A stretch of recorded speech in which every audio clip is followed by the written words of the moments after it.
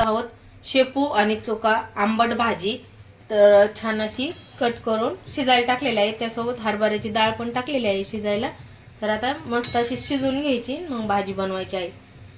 आंबट शेपू चोका.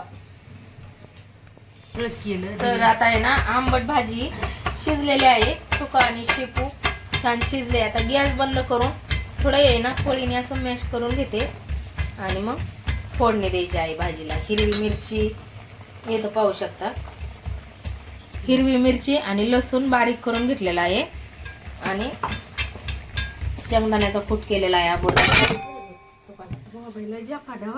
आता ह्याच्यात तिखट मीठ आणि पीठ टाकून थोडीशी हटून घ्यायची. नंतर मग लसूण हे टाकून फोडणी देऊन घ्यायची. याला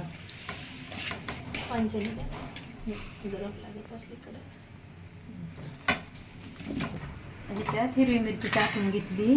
आता हे सगळं मिलापक करून फोडणी देऊन घ्यायची. आता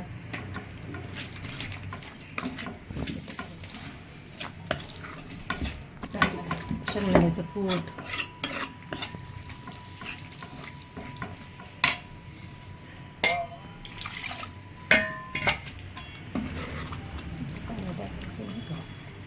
थोडी करायची तेवढी पाणी टाकून घ्यायचं. लसूण ते टाकून फोडणी द्यायची. लसूण तेल टाकून फोडणी देऊन द्यायची. या भाजी खायला.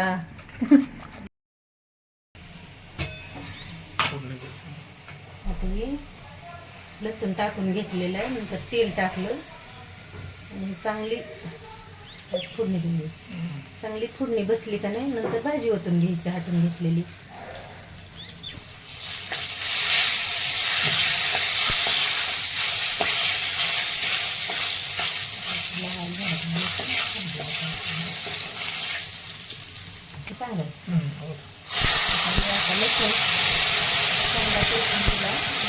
भाजी ओतून घ्यायची.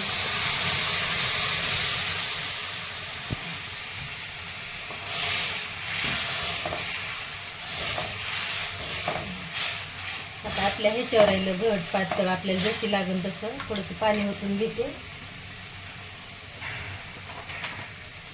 आणि गावाकडून आल्यामुळं शेतातली भाजी आणलेली.